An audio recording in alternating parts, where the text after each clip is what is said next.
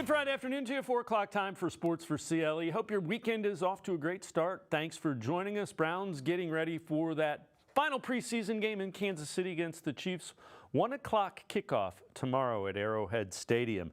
Yesterday, after we wrapped up the show, Browns were busy. They end up trading Joshua Dobbs and a 7th-round pick next season to the Arizona Cardinals for a 5th-round pick next season. Dobbs will be in the mix to be their starter. Kyler Murray not going. You have Colt McCoy there, but there's some thought in Arizona that Kyler Murray may not be back for quite a while coming off that ACL injury. The Browns then pulled back Kellen Mond, who was placed on waivers earlier in the day. So your quarterback room is Deshaun Watson, Dorian Thompson-Robinson, number 2, Kellen Mond, number 3. With that, let's welcome in Brad Ward from the Orange and Brown Report. And Brad, when I look at this move, it's kind of a head-scratcher because the Browns, they went out and they got veterans for the defensive line. Shelby Harris plugs in. But they don't have a guy who has taken an NFL snap, a meaningful NFL snap behind Deshaun Watson. And I guess if you really sit down and think about it, it means if Deshaun Watson goes down, we're in trouble, and it's like last year all over again. Yeah, very much so.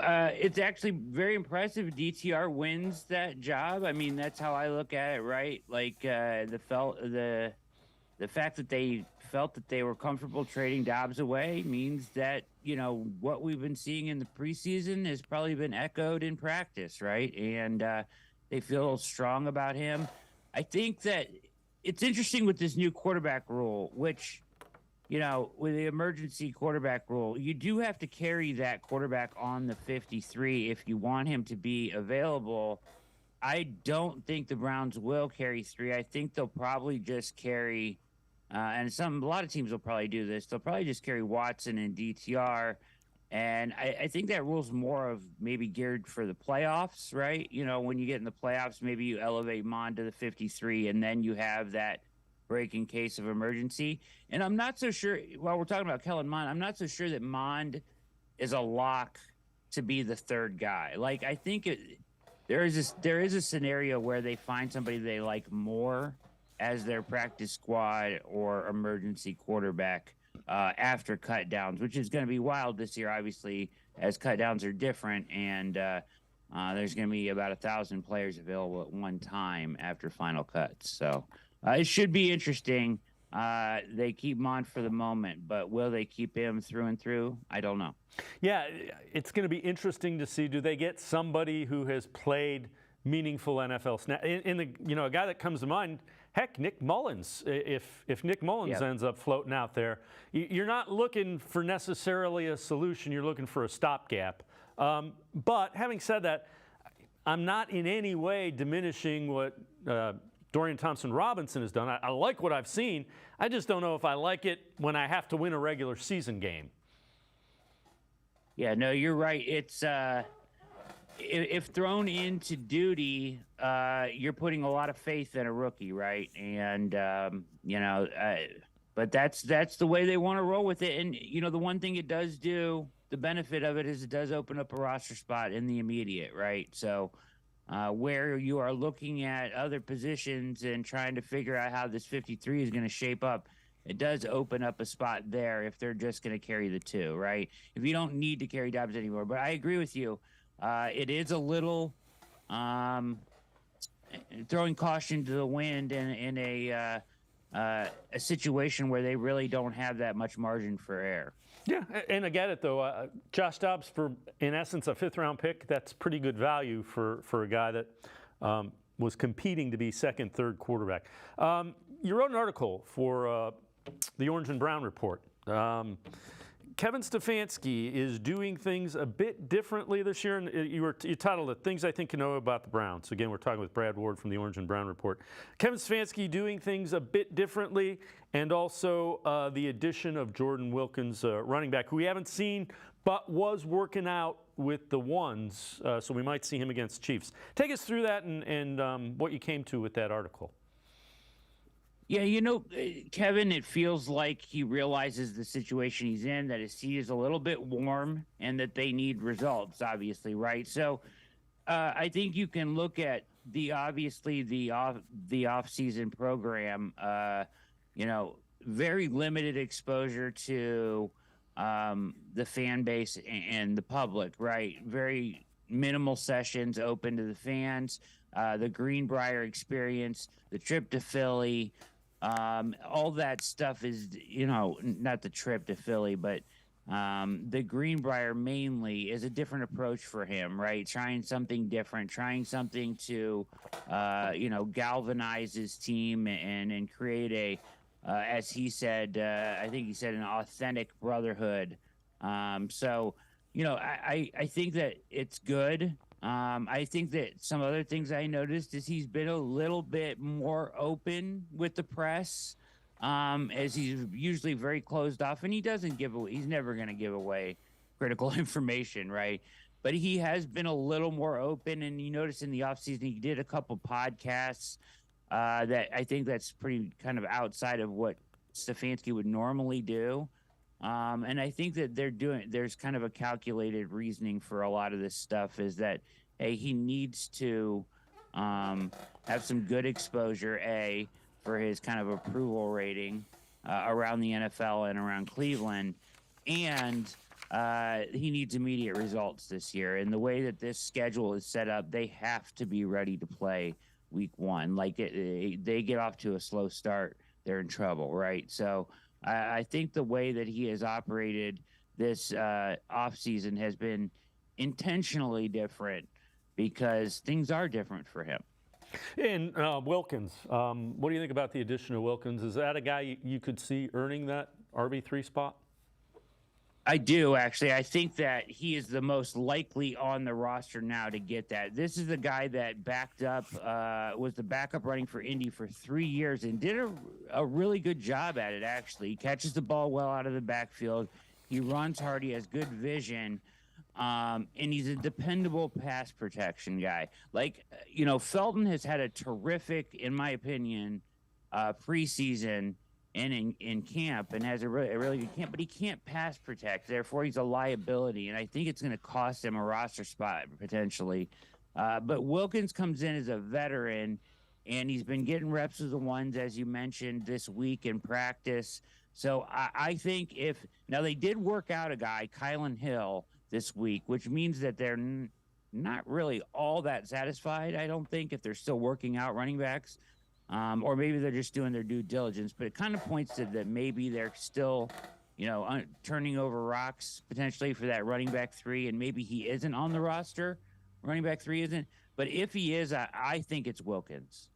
All right, so this is from one of your colleagues with the Orange and Brown Report, Jack Duffin, who we quote and use often. Browns were to move for Cordell Patterson. Here's the contract they would inherit. $4.5 million for 1 year would be the 19th most expensive running back in the league by the annual per year number. It's intriguing. What are your thoughts on Patterson? He probably would fit what they might be looking for. He's fun, right? Like, he's a lot of fun to watch. He would be a fun ad for this team, definitely. He can do a lot of things. When you talk about, using Elijah Moore out of the backfield, and Cordell Patterson would give you a lot of options and a lot of wrinkles in the RPO game. He can do a lot of that stuff. He's a fun runner. It's shocking that $4.25 million a year is 19th APY. That just goes to show where the state of the running back payouts. But either way, I do think he is an exciting option. Whether they part ways with him, I kind of lean towards I doubt it.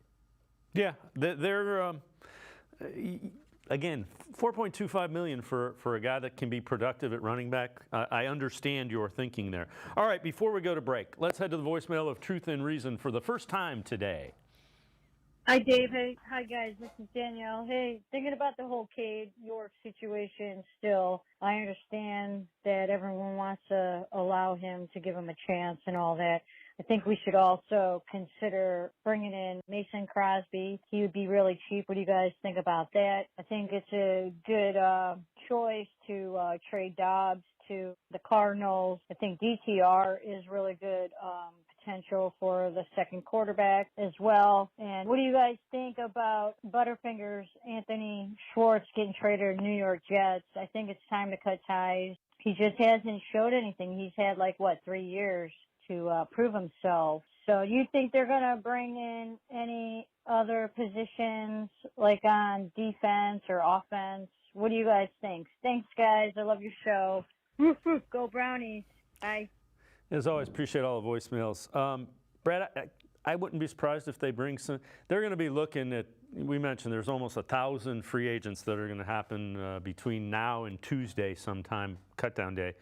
That back half of the roster, they'll continually look to upgrade. I don't know about bringing a guy in for Cade York. If they did, Mason Crosby would make sense.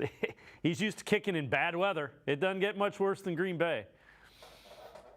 Yeah, I was going to say, Danielle, don't worry. We're all thinking about Cade York constantly. It's running through your head way too much. I hate talking about kickers, and I hate thinking about kickers, but it's where we are right now.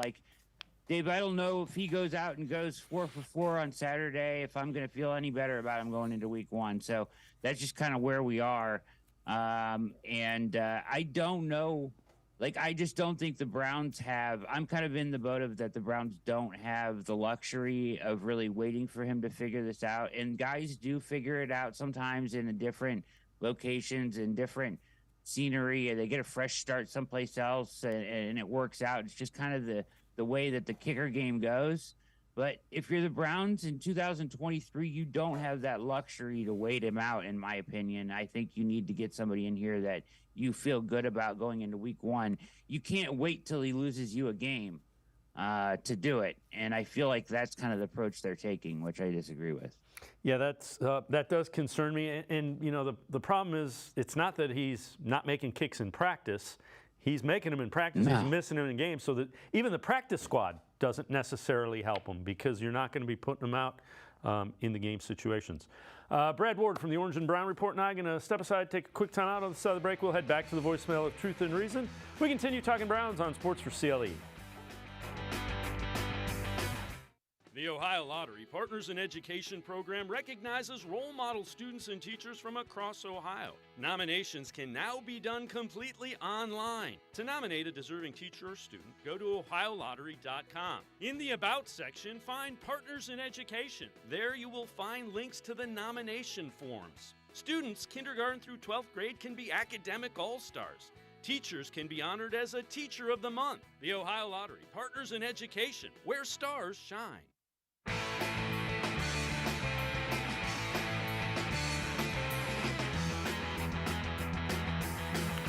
We continue talking Browns with Brad Ward from the Orange and Brown Report. Let's head back to the voicemail of Truth and Reason. Hi, this is Russ in Atlanta, and as a diehard Browns fan, I hate to pile on, but I have to add to the Cade York commentary. I agree with one caller who said that we just can't afford to let him ruin all that they've done. So I, too, think they ought to bring in at least something as competition. I just can't believe that they won't even allow him to compete. All right, let's just beat Baltimore and Pittsburgh. Thanks, bye. As always, appreciate all of the voicemails. Brad, again, he's making them in practice. I think the thought is the competition isn't really, it's not necessarily going to help. He's got to go out and make them with the lights on Sunday afternoon, Saturday afternoon, Thursday, whenever they play in games, when it counts. Yeah, feels like a mental thing or a mental hurdle that he needs to get over, right?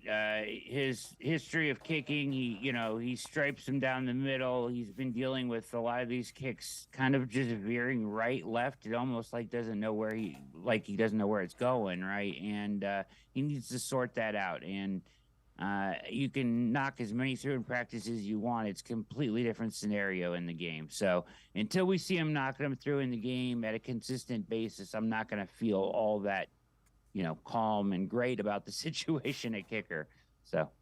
Yeah, it is concerning. I guess if kicker is your biggest concern, it's points, but you're doing all right, I guess. All right, you wrote an article on two guys and their path to the roster. Let's start with Mahmoud Diabate. How does he get on the 53-man roster? What's the path to the roster?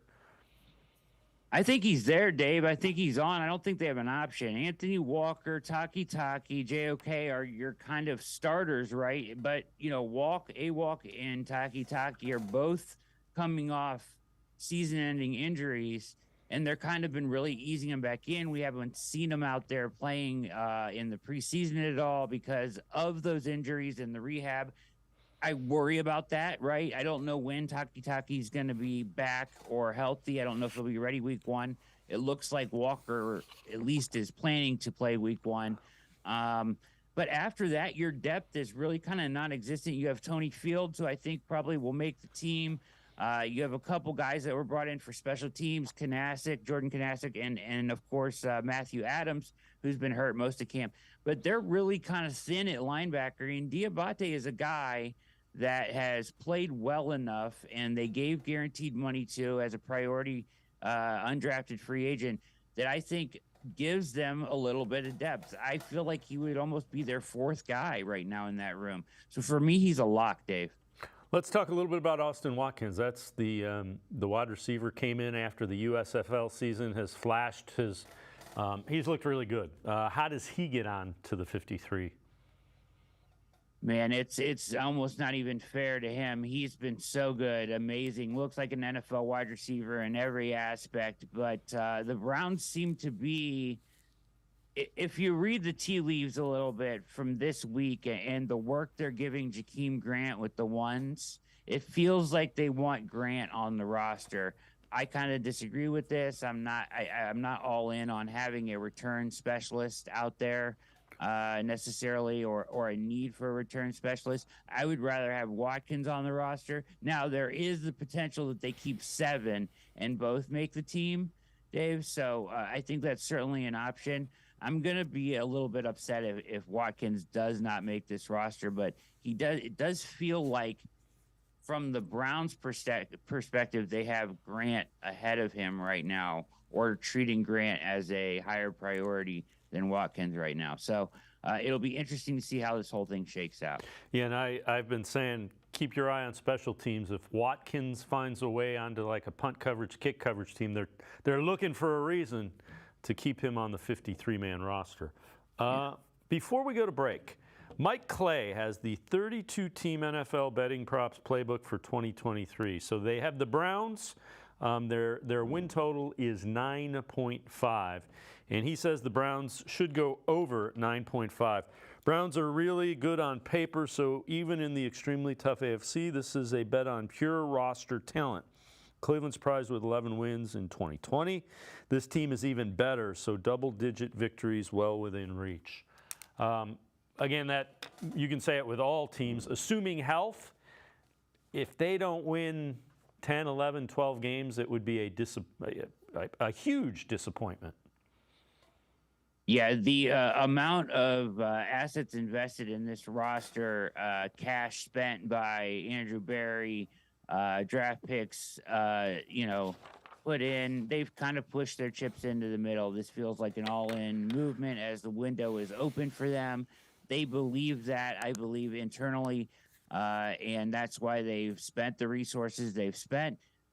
Anything that doesn't get you in the playoffs, Dave, is a disappointment. So whatever that takes, but double-digit wins for sure. So 9.5, they need to be over that, absolutely. And I think they will. I do think they will be over 9.5. I feel pretty strongly about that. I think we're looking at one of the better teams we've seen here in a long time. It's all got to come together, though. We've seen the talent before not work out, so. Yep, we need to see it on the field Thursday nights and Sunday afternoons when they take it. All right, Brad Ward from the Orange and Brown Report. Now I'm going to step aside, take one more time out. Other side of the break, back to the voicemail of Truth and Reason. Plus, Brad's written an article about the major roster questions. We're going to take a dive into what the 53-man decisions will be. Sports for CLE. We'll be right back. Stay with us. Come back to go forward. Back to learning new things. Back to pursuing your dreams. Tri-C has flexible learning options to fit your life. And every year, more than 1,000 local companies provide Tri-C students with real-world learning. The right education can boost your lifetime earning power by hundreds of thousands of dollars. Start now with a college education you can afford. Tri-C, where futures begin.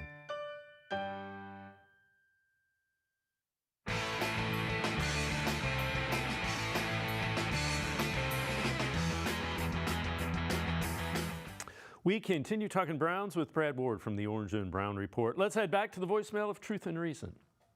This is your Canadian Cleveland Browns fan calling from Okinawa, Japan. And I just want to say this. The Cincinnati Bengals are going into year 3 of being a Super Bowl caliber team. Certainly Super Bowl caliber offense. And the Browns are just starting out, so I hope people remain more of a fan than a fanatic. This means the Bengals have had at least 2 Novembers and Decembers, plus those playoffs to really gel, and that's irreplaceable. So I hope people keep that in mind and not demand mutiny in the first part of the season. It's going to be a really exciting season. Go Browns, go! As always, appreciate all the voicemails. Brad, I understand what the caller's saying. It goes to point out, when did the Bengals become Super Bowl contenders? When Joe Burrow went behind center. Deshaun Watson's going to be behind center. If you have a quarterback, you've got the key piece. Yeah, absolutely, and that's the change, right? And it's not like they've been awful either. So they made the playoffs, won a playoff game just 3 years ago, right? And then they've had 2 years around 500, and then now they have their quarterback in place. So to your point, which is exactly right, now is the time. Window is open. Your expectations should be high for this roster, in my opinion. Yeah, I'm with you. If you don't win 10, 11, 12 games and make the playoffs, it's a disappointing year. It just is. All right, this is from USA Today. Every NFL team's most surprising cut candidate. For the Browns, they're going with a guy that we talked a little bit about, Demetric Felton. Browns do not have a roster spot for a scat back given the versatility in their wide receiver room. May opt for a third back who can purely tote the rock through the trenches. We've reached the point where the Browns could look to the trade market or towards the waiver wire cutdown day to find that third back behind Nick Chubb and Jerome Ford. Demetric Felton is kind of he doesn't really he does a lot of things okay, but he doesn't do anything well enough that you say, boy, we got to have that. Yeah, I think that's you described that really well, Dave. That's exactly what he is. And even though he's had what I consider almost a surprisingly good camp, because he's been toggled between wide receiver and running back for a couple years, and then he's ran well between the tackles. He's caught the ball well out of the backfield. He's been very productive in preseason games. But to their point, to Corey's point in the article there, they don't really have room for a guy that is looked at as a scat back. And to me, the biggest problem, as I mentioned earlier, is that he can't pass protect worth a lick. And if he's forced into action, Dave, he's a liability for your quarterback and everybody else if he can't do that. So I think they lean more towards a guy that a more well-rounded running back, a guy that can do that, catch the ball and run the ball. Yeah, that's pass protection huge, especially when you've got your quarterback. You don't want big defensive linemen running through your scat back trying to protect him and on his way to busting up your quarterback. Major roster questions and right back to where we have been. RB3. So what do you think there?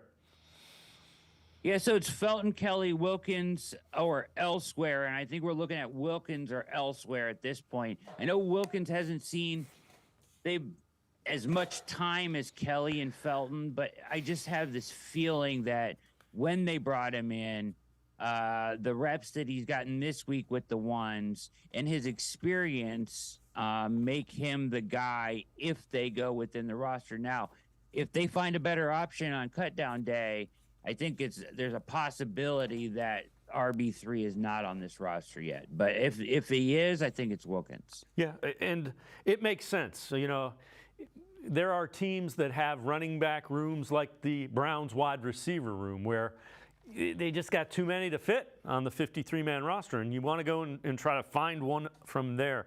We also, another thing that you mentioned is the Dobbs trade. We've talked about Mond, new rule. Do they, you know, what if a veteran, you know, and I don't have a better name. What if a Brian Hoyer all of a sudden becomes available? Don't you have to look at that as somebody okay, we can throw him in there and he might be able to get us through 2-3 games with a win or two and keep things floating until Deshaun Watson comes back? It's an interesting proposition, right? Like if you get a guy that you think can win you a game because he's done it before, do you bring him in and then you kind of have that short-term option quarterback and long-term option backup quarterback, right, with DTR? So that's an interesting way to look at it. And certainly I think you might be able to find a guy that gives you a better chance to win than Kellen Mond should you have to call on, I guess, what would be considered quarterback 3 at this point, right? But I don't think, though, that they will bring somebody in and push that person on the depth chart in front of DTR, despite your really good points about not having any experience. Yeah, that's fair because, again, they've been trying to find a quarterback that they can develop probably since 1999, and it looks like they have a guy they can potentially develop. The hope is you can let him develop and not have him have to take meaningful snaps for a couple of seasons. Yeah, that would be the ideal, is to bring him along nice and easy, get him, he's in a system that fits him and Watson, so that works out well. It's just kind of like, where does this go, right? Because Watson was acquired as like the solution for 10 years, right? So where does it go eventually with DTR? Sure, he'll serve as a nice backup for a couple years here, I believe. But do you trade him off as an asset if he gets that, does Watson miss a couple games and he performs really well, and then all of a sudden, you might be able to acquire some of the draft capital back that you traded away to get Watson? All of these things are potential options or outcomes for what happens with DTR. And then, of course, there's the option that, hey, it doesn't work with Watson and he's your next guy. Which obviously would be not a good situation at all, but at least you have a guy there that you're developing. All right, we talked about the wide receiver depth. That's another one, 6, 7, Grant, Watkins, those are the things. We dealt with that last segment. Let's talk about safety, the fourth safety. Ronnie Hickman he's looked good. He has looked like a guy you could develop as a potential starting free safety in the league. I agree 100%. Like, I am a big Hickman fan. Think that he could be like, so some of the reason that the Browns have spent a lot of cash, Dave, is because maybe they haven't drafted so well in bringing in replacement level players. But here you have a guy in Ronnie Hickman who looks like he could be a replacement level safety at some point and save you some money. You want to keep him around big time. Like, I definitely do. His ball skills are great. He's flashed. It was unfortunate that he missed last game. The problem is DeAnthony Bell played 16 out of 17 games, full special teams, every aspect last year, right? And even played 2 games on defense. So do they try to keep 5 safeties? Because I know that they love DeAnthony Bell on special teams. Can Hickman perform well enough on special teams to usurp him? I don't know. It's a really interesting situation. Can he get through to the practice squad because he's had those 3 interceptions? All of those things are questions that I'm sure they're mulling over in Berea. I would like to see them do everything they can to keep Hickman here, including putting him above Bell if they have to, because I think long term he provides you with more than what Bell can. The thing that, the balancing act, and we've talked about how much of a struggle special teams have been the last couple of years. You have to give Bubba Ventrone some guys that he can say, yeah, we can get that done, because that third aspect of the game needs upgrading just like the defense did. Yeah, it's critical, and he wants his guys, and he's gotten them. He's gotten Matthew Adams. They brought in Ford, the cornerback, guys that he believes are core special teamers. Jordan Kanasic is another guy that I think they're going to look at that way. And D'Anthony Bell is another one. So, to force him off the roster is difficult because of what he's put on tape as a special teams player and the way they value him. Even Bubba Ventrone just a day ago talking about how much he values Bell on special teams. So it puts Hickman in a tough spot, but man, he's looked really good, and you want him to be a part of the future with this team. That's the dance of this 53-man roster. So we'll see what kind of roster gymnastics that Andrew Berry can pull out here, and see if they can get him through the practice squad, or maybe they try to keep him on the 53. All things still in play. I would really like to see him kept around, though, Dave. All right, before I let you go, we know the starters, most of the starters will play 20, 25 snaps. You would assume that's Deshaun Watson. What do you need to see? What do you want to see from this final preseason game, 1 o'clock Saturday?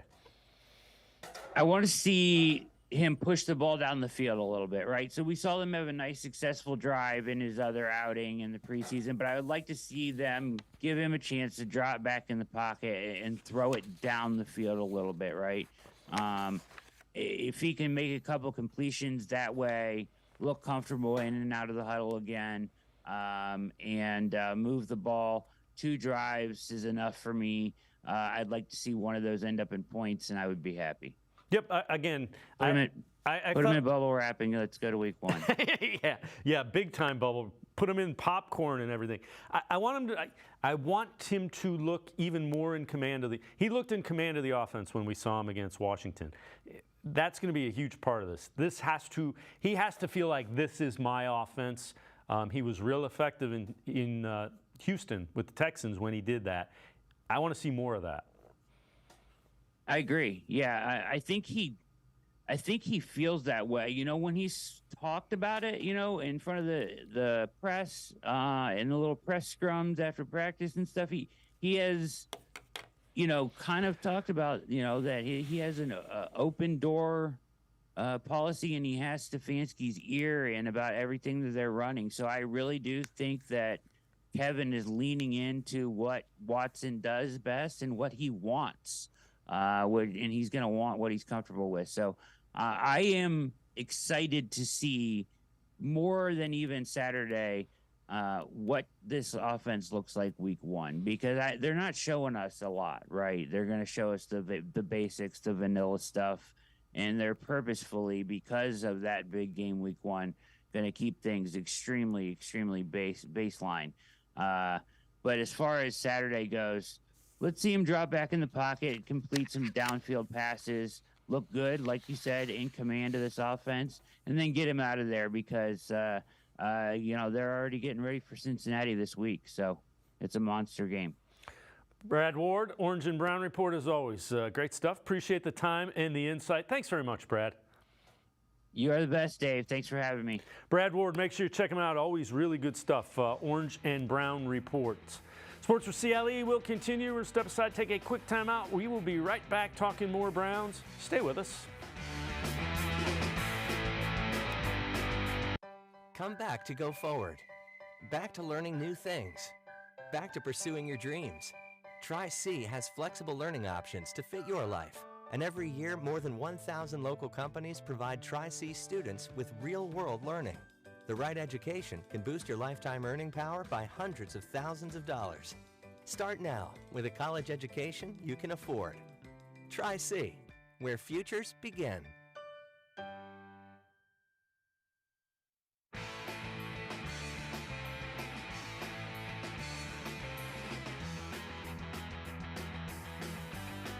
Sports for CLE continues. Let's head back to the voicemail of Truth and Reason.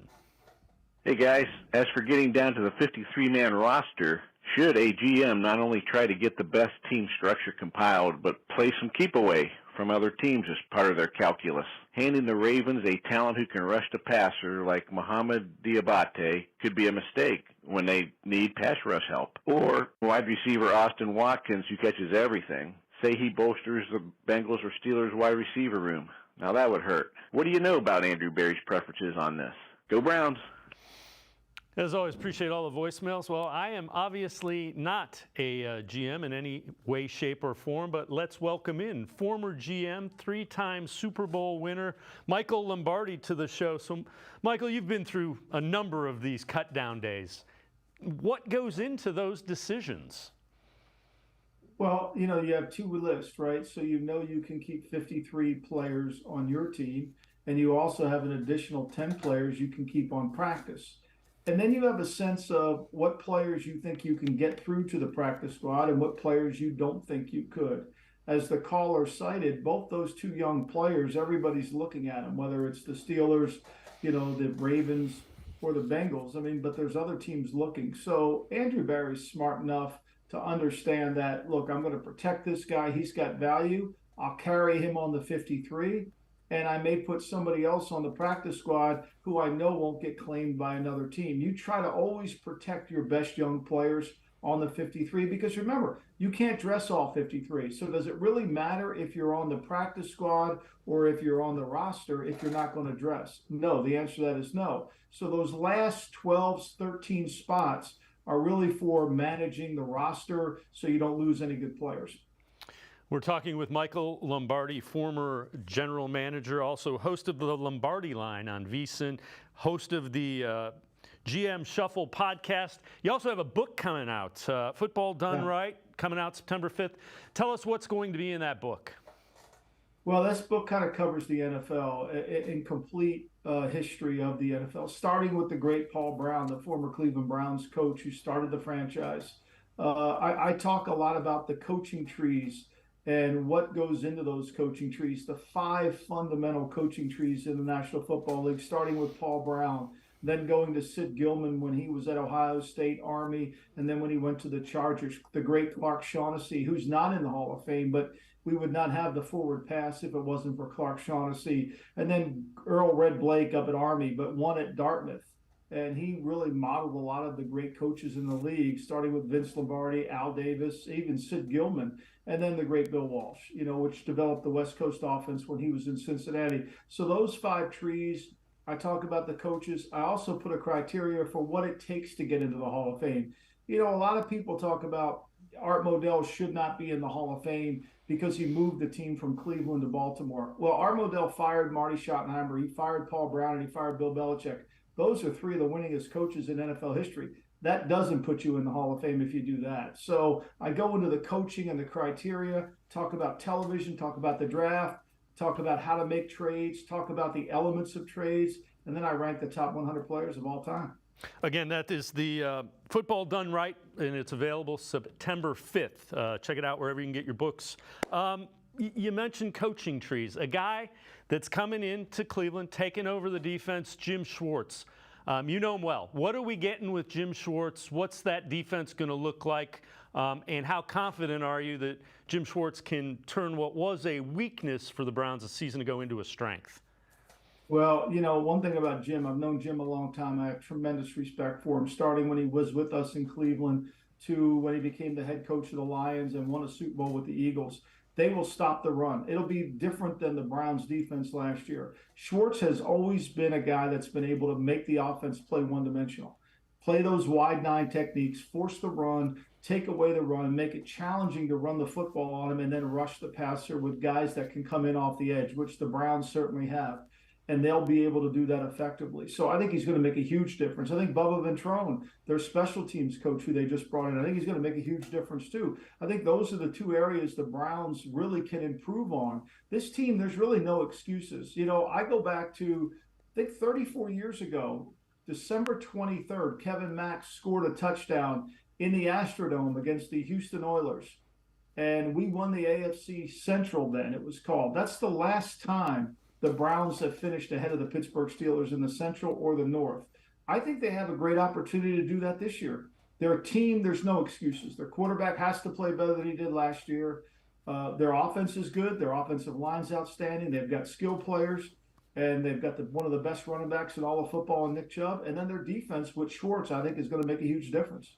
You mentioned the division. You look at the North, by most accounts, either that or the AFC East is the best division in football. What do you think determines who wins the AFC North?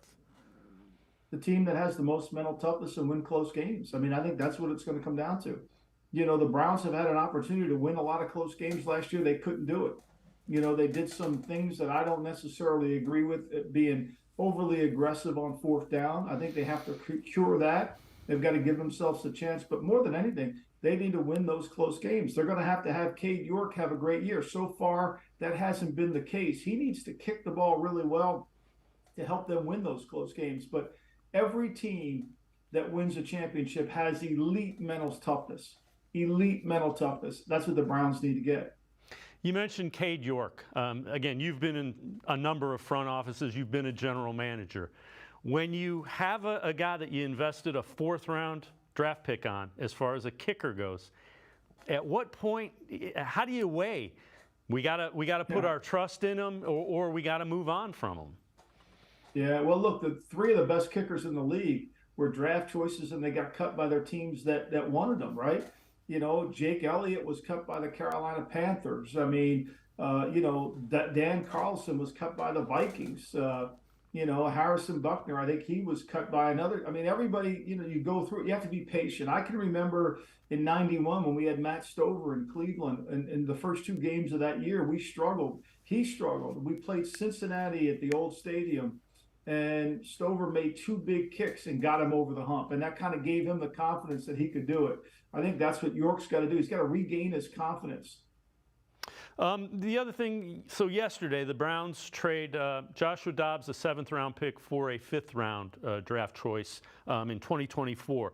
That means, by all accounts, their backup quarterback is a fifth-round draft choice. As a general manager weighing something like that, how do you go through that? It seems a little different because you've gone out and you've gotten all these veterans. It seems like you're in win-now mode, and you have a backup quarterback who hasn't taken a snap.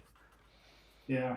Well, I mean, the 49ers proved that it works. I mean, Brock Purdy didn't take a snap either. Didn't even take him in the preseason. I mean, look, the one thing, what does Purdy have and Dorian Thompson-Robinson have? They played in college a lot of games. They started, Robinson-Thompson started over 40 games at UCLA. He's experienced, and he's been really good. He's outplayed a lot of the guys earlier in the year. They're getting more hype, but he's played really well when he's had his opportunity with his accuracy, his foot movement, his decision-making. You know, I could see why the Browns did that. Look, you know, your dilemma at backup quarterback is this. You know you're not going to be the same team. That's why he's the backup quarterback. But what else can help your team? We saw this with Ben Roethlisberger. When Tommy Maddox got hurt, Ben Roethlisberger took over for the Steelers and took them to the Super Bowl. So it's doable if the guy's got talent. This kid's got talent. That's the other thing. How can you tell? And again, former GM, you have a completely different perspective than somebody who covers the NFL. You know, I've done it as a beat reporter.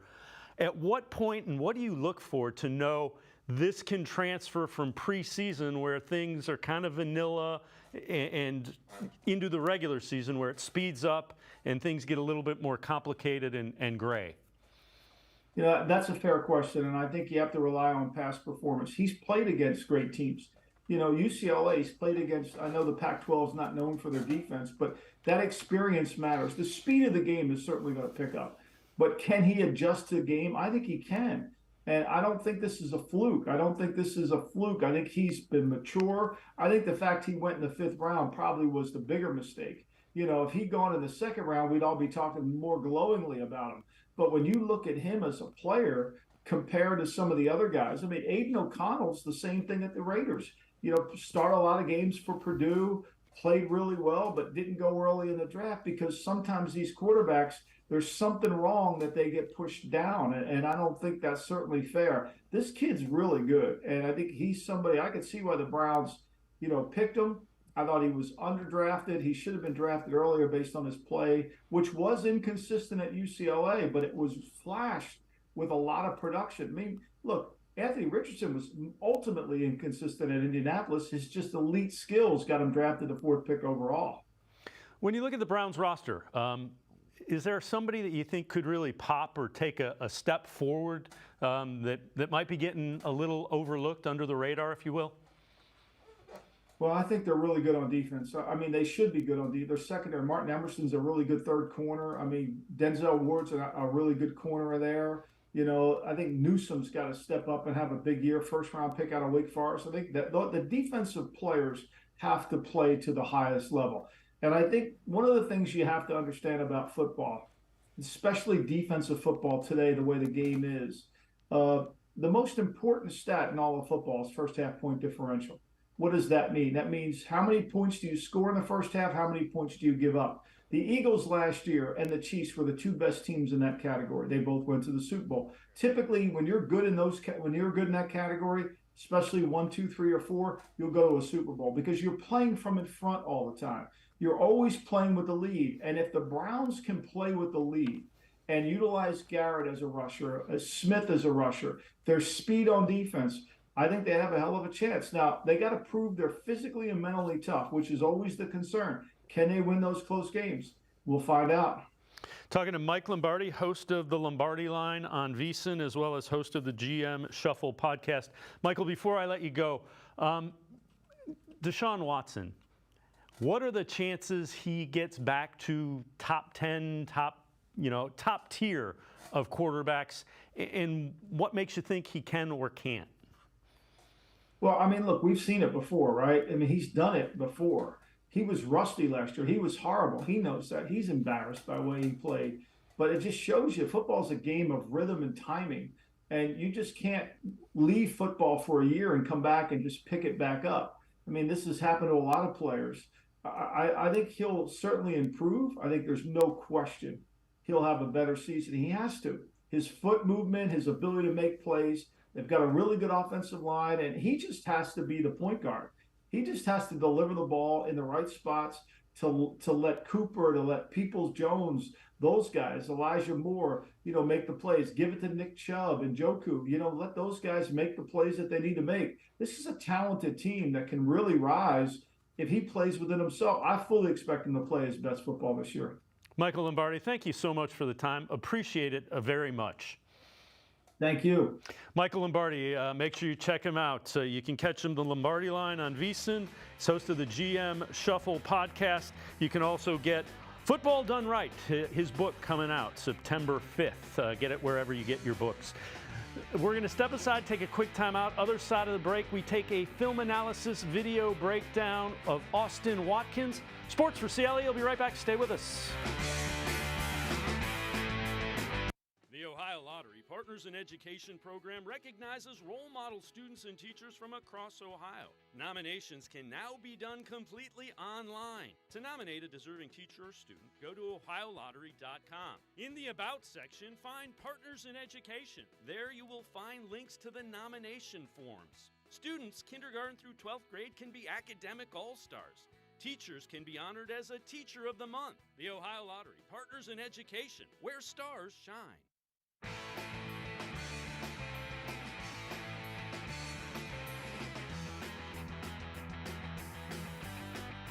We continue talking Browns on Sports4CLE. Time to take a little bit look at a video analysis film breakdown of Austin Watkins, wide receiver, hoping to be one of those final 53 come Tuesday when the Browns get down to the roster limit. Whenever we do film breakdowns, video analysis, we welcome in Lance Reisland from the Plain Dealer, cleveland.com. Lance, you've been at training camp a bunch, kind of watching Austin Watkins. What jumps out about him? I would like to look at receivers in the three categories. He's really good off the line of scrimmage. He's really good at the catch point, and then he's a pretty good. He's not a super run guy run after catch guy, but he's really, really competitive. When you watch the film, especially the all 22, he sits in windows very well. He uses his big body, 6'3", 220. He uses his big body to like sit in windows, and he has a tremendous catch radius. And then he's got tremendous hands. So anytime with that catch radius, anytime you get the ball around him, he seems to get it. And, and some guys just have the ability to get open and make catches and are kind of football savvy. And Watkins is one of those guys. Everything that you've seen in kind of in these three preseason games is something he's done in practice. He's a really good practice player. He plays hard. If there's some really good competition out there, for the final spots. But Austin Watkins should be in that conversation. He's a really good player. So let's take a look at this first clip that you chose. What do you see with Watkins here? Well, this is his first touchdown. What he does really, really well is he's really good off the line of scrimmage. So when you try to press him, he's big and strong. It's hard to move him because he's so big and strong. But he's also got a little sudden, a little twitchiness in his step. So right here, it's just kind of, I used to call it a shuffle release, where he's going to release outside and he's going to put his left foot in the ground and drive on that slant. And as you can see, he turns this corner on the top of the screen. He turns the corner to the sideline and kind of makes him fall. And then again, really good job of showing his numbers, runs really precise routes, got great hands, always catches the ball out in front of him. Just a really good route here, really good explosion. And this is kind of the start of the preseason. This is when you saw some of the things he can do. This is a really good route right here. Yeah, and again, you mentioned it. He turned the corner around and got him to stumble. And big target with good hands. You mentioned him being quarterback friendly a little bit earlier. This next clip, what do you see here? What jumps out about this one? The Eagles are going to be in a 1-free, so they're going to be man under coverage, and the quarterback does a great job of using his eyes. But what Watkins does really, again, is that he uses that big body. So you can see the corner try to press him. And he doesn't have a great release, but because of his size, he's really hard to move and get off route, which corners are always trying to do in that jam, is trying to get you off route. And then he runs, really good back shoulder. He locates the ball very well. He high points if it's high. Very good at, all the catches, no matter where they are. Super competitive at the catch point. That's probably his best trait, is that he uses that big body, and when the ball is up, he gets it. And he's really competitive, and then he's always trying to run after catch. Like I said, he's not a great run after catch guy, but he's super competitive and always trying to get yards. Yeah, and again, has developed a little bit of a chemistry with Dorian Thompson-Robinson. Earlier in the week, Thompson-Robinson was named as the QB3. Beating out Kellen Mond, who was released a little bit earlier this week. All right, again, this next clip, tell us what you see here, what you like about this. Well, here's a great thing. So when you look at the all-22 here, so he runs a curl route again. Again, very hard to press. They don't press him here. They play a zone coverage, and this is a zone coverage where he's going to sit inside the corner and then the linebacker inside. DTR does a really good job of throwing it to the window, and Watkins does a really good job of moving to that window. So he runs his curl, he sees it, and he's got to move out towards the sideline. And that's where DTR leads him, and then he does a great job, again, plucking that ball out of the air with his hands.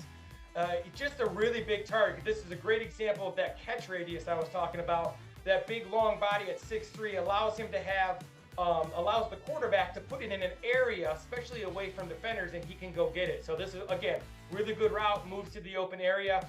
He does a really good job in zone coverages of finding those holes and then making himself really big for the quarterback and quarterback friendly. Yeah, this one particularly, you see three defenders, and there's plenty of space for the quarterback to get the ball into. That's a little bit of a savvy route runner against a zone, isn't it?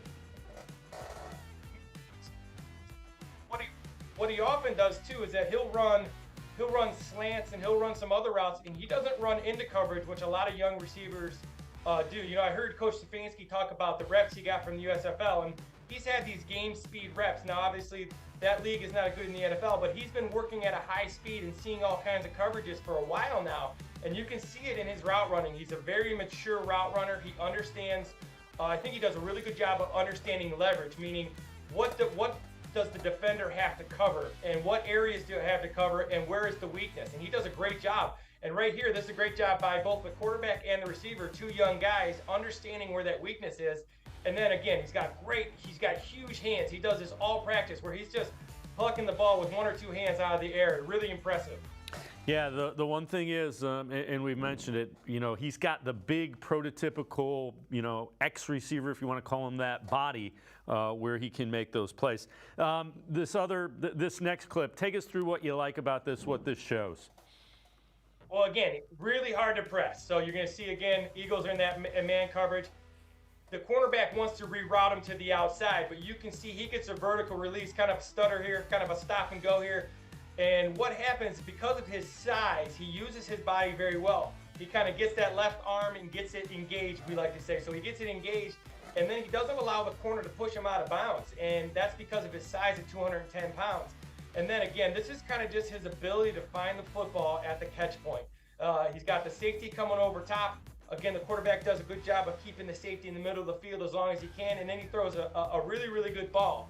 And what you like here, another savvy move here, is he goes late with his hands. So corners like to play when the hands go to the receiver, the corner's hands go. And he does a really good job of getting his hands up late. And the corner's there, but he does just an outstanding job. And he, again, these hands he has are big hands that always seem to get the ball and pluck it right out of the air. A really good route here, and just a great fight for the ball, and really savvy route. Yeah, and again, he's more along the lines of Donovan Peoples-Jones. Not quite as big as DPJ, not quite as big as Cedric Tillman, but a big target for the quarterbacks, which that's valuable. Knocked off route. So these big guys, you see it with Tillman, you see it with DPJ, they don't get knocked off. So if you're not a sudden twitchy guy, Amari Cooper's kind of the exception because he's twitchy too. But if you look at these these little guys, Elijah Moore, Jakeem Grant, these guys who are sudden and twitchy, they get off the line of scrimmage by just using their athletic ability and stop and start and their suddenness in a short area. These bigger guys can use same kind of moves, but again, if they get on their route and they get the corner leaning either way, they're too big to knock off their route, and you see it all the time. So he's got really good feet, and he gets into his route, and then once he's into his route, you can't move him. He's too big. We have one more clip, Austin Watkins trying to earn a spot on the Browns' 53-man roster. Take us through what you see in this one. Well, again, this is going to be another really good route. He comes in. It's going to be, he comes in motion, and then he's going to run this kind of this over route, blaze route. There's a bunch of different terms for it, but basically it's a deep out route by the receiver. And again, very quarterback friendly. He goes up with one hand here, kind of reaches, and his ability to catch with one hand, two hands, is very impressive, and it's something you see every day in practice. So as a quarterback, if you put it in that area, he's going to go get it. And I think DTR and Watson and these guys who are going to throw him the ball, they're going to be very happy in the fact that they don't have to be perfect. And then with these big receivers, you don't have to be perfect because they have these massive hands and these massive catch radiuses. And again, Watkins fights for the ball. He's a really great competitor. And I like him when the ball's in the air. He goes and gets it, and this is a classic example. Goes up with one hand and makes a great catch here. And we mentioned not guaranteed a spot on the 53, still fighting for it. Certainly not out of the question. He's played really well. You could make the case that he has been the most impressive wide receiver in the preseason for the Browns. A lot of times you want to see him, you want to see what he can do on special teams. And the other thing you want to see is you want to see him, he's done it against, the Eagles played a little bit of different coverage. You want to see him against a bunch of different things. But the thing I'm impressed with is that is exactly what you see in practice. So a lot of times they'll say, this guy's a gamer, or this guy doesn't practice as well as he played. This guy practices like he plays, which, as a coach, you love to see. He really competes in practice. All these guys do. So the edge they have a receiver as compared to, in my opinion, compared to last year, there's some high competitive competition for those last receiver spots. Guys have been working very hard all camp. Again, though, with Watkins, I've been super impressed with his ability to do all three. He can get off the line of scrimmage, he can catch it, he can run. He's very quarterback friendly. I think he's a guy who's going to be in the discussion. If we see him on special teams, like you said earlier, if you see him on special teams, I think he's a guy who has a chance to make this roster. And again, you expect him to play in the final preseason game Saturday at 1 o'clock, so we'll see more of that. The Browns may try to sneak him through to the practice squad. He's probably put enough out on tape that some of the quarterback or wide receiver needy teams might try to pluck him and put him on the 53. what he's done is he's really built his resume. So I thought he was really good at UAB in 2019. He had over 1,000 yards receiving at UAB. He's very good in his UFL. He's been very good at everywhere he's been. So it's not surprising that he's had success. And again, he's a guy the Browns are going to have to make a decision on, because you're right. He's put enough on film right now. I think he's had 15 catches. He has had 245 yards. He's had 2 touchdowns. He's really good, run his routes very well. He's very mature in his route running, so he understands how to get off press, how to work against soft coverage, how to sit in windows against zone. So, yeah, he's a guy who's built his resume. It's going to be tough for the Browns to keep if they don't put him on that 53-man roster. Lance Reisland, as always, great stuff. Appreciate the time and the insight. Thanks very much, Lance. Always. Thanks for having me. Lance Reisland, make sure you check him out. Great stuff. Video analysis, film breakdown, cleveland.com, as well as the Plain Dealer. That's going to do it for this edition of Sports4CLE. Browns' final preseason game tomorrow at 1. Keep your eye on special teams.